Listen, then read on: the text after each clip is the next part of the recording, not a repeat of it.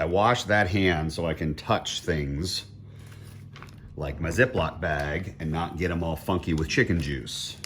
So when you are processing meat like this, specifically chicken, which is very sensitive, you need to be very careful and cautious with how you treat your station. This is now a raw station. This is a raw hand. That is not a raw hand because I'm touching it with a non-touched hand of chicken. So, and let's not forget, I've marked on my bag 8 because I have 8 wings in here.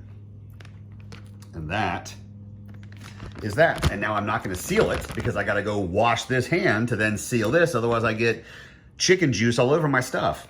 Again, it's a process, stuff you gotta think about when you're cooking. All right, so clean hands can now touch the outside of the bag. Something else, try to work your chicken down so that you can get as much air out of your ZipLock bag. Air and frozen meat, not your friend. So you wanna get as much out as you can.